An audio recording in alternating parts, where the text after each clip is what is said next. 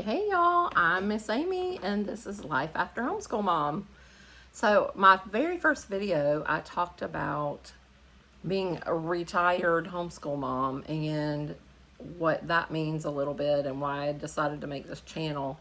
So I thought I would talk about why am I saying as a homeschool mom once all my kids graduate that I'm retired. So that may not make sense, maybe it does.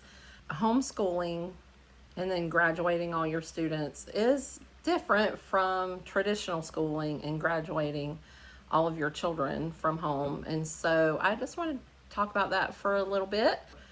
I'm sure there are differing opinions. Some of us may have a lot of the same kind of opinion, maybe the same kind of experience, depending on how we homeschooled, but it's all valid and it all works however it works out. I will say I got the hat on today. It's been a week, y'all. We have lived on our house for 20 years. And this week, our air conditioning system decided to go out. So we are getting a new AC system. I'm very thankful that that is happening. This is me. The first difference between graduating all your homeschooled students and graduating your traditional school students is that you have been your child's teacher. You have been the source of their education for however many years you've been homeschooling. Like I told you the last video, I homeschooled for 24 years. That was 3 students. I started homeschooling in 1999 and my last child graduated in 2023. Our kids were very spread out as my youngest is 11 and a half years younger than my oldest. So for 24 years, that's what I was. That's who I was. I was a homeschool mom. I was a homeschool teacher. I was in leadership at a homeschool group. I was known among homeschooling friends. When we come to the end of our homeschooling journey, all of those things can be taken away. And I'm not saying that people don't take different paths. Like I know people that even after their students graduated, they stayed a part of the homeschool group and maybe they taught at co-op or things like that. I did not do that. In a future video, I will talk about our path with my youngest and how our high school path differed with her a little bit than it did with the other two. I'm talking about dual enrollment here. So when my youngest dual enrolled in her junior year in high school, we then did not go to homeschool co-op anymore. We weren't a member of any homeschool groups anymore after that. So I had already kind of stopped being a homeschool mom in the homeschool community, but of course was still very involved in my daughter's schooling process through the rest of her high school time. So that's what I mean by it's very different. It's a different path. Like my career was being a homeschool teacher. And I know there are different paths to homeschooling. I know that some people do keep their children at home, but they do like a cyber academy or whatever, and maybe the mom works from home or the dad works from home. They're involved in their schoolwork, but still ultimately their teacher is that teacher at the cyber academy. So there's lots of different paths that people take. All of them work for you. Do what works for you, right? But as a homeschool family, I will call it a traditional homeschool setting, right?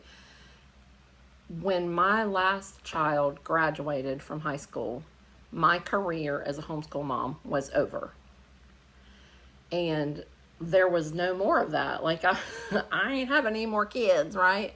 So that was completely over, and it came to an end, and here we are. The vast majority of people who have children who are in a traditional school setting, whether that's public school, private school, whatever that may be, oftentimes maybe the mom and dad both work and they already have a career. Their career is not schooling their children. That's why I say, as traditional homeschool families, when we come to the end of our homeschool journey, then that's why I say we're retired from homeschooling, and because it's over.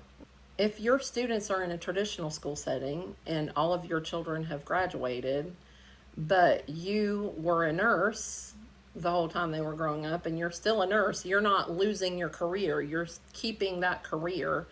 You're not having to reinvent yourself. You're still graduating children, and your children might leave home, they might go to college, they might take another path, whatever that path is. But as a mom, you haven't lost your career that you've had for 24 years or 10 years, however long you've homeschooled. That's why I say it's a different path, it's a different journey.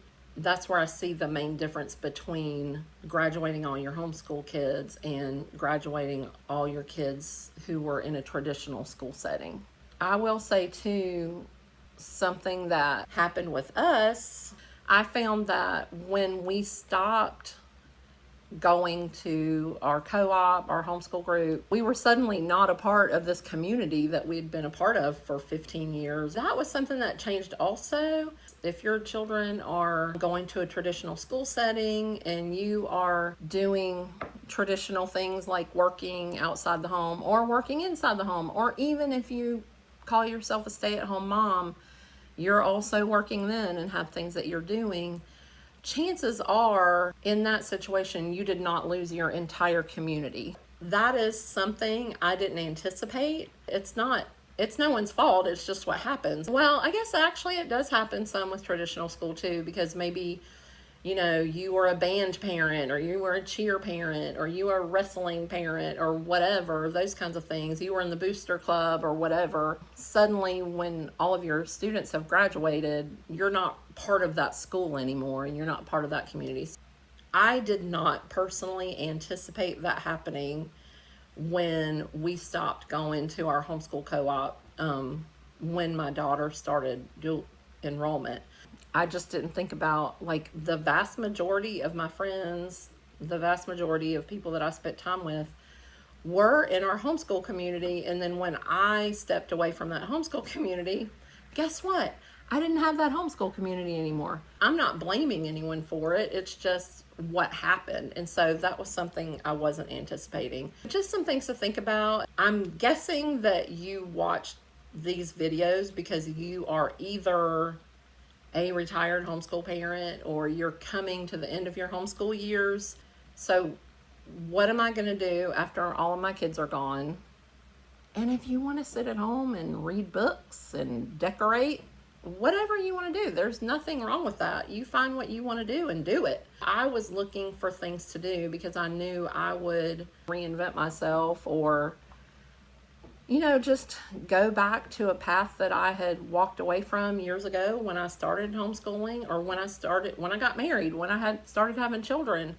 There was a path I was on before I met my husband, and kind of have come back to that in a way. So that's been kind of cool. And I'll talk about all that stuff in an upcoming video, about all the hats that I wear, because boy, did I ever reinvent myself. I found plenty of things to do. What have you done to reinvent yourself? What are you thinking about doing to reinvent yourself? I know I had somebody comment on my first video that they are graduating their one and only son. Thank you so much for your comment. Really, thank you so much for everybody's comments. I didn't expect that, and it was so exciting to me. Keep the comments coming. I enjoy it. I enjoy hopefully building a community here, and talking about things that we want to talk about. So what about you? What were some things that you didn't anticipate when you graduated all of your students? What were some things you did anticipate? Maybe you realized you weren't going to have a homeschool community anymore. Like, I did not realize that. I don't know. We all have different stories. I would love for you to comment, and let's keep the conversation going. If you want to, it'd be nice if you subscribe. And I hope to hear from you soon, and you will hear from me again next week. Thank you. Bye.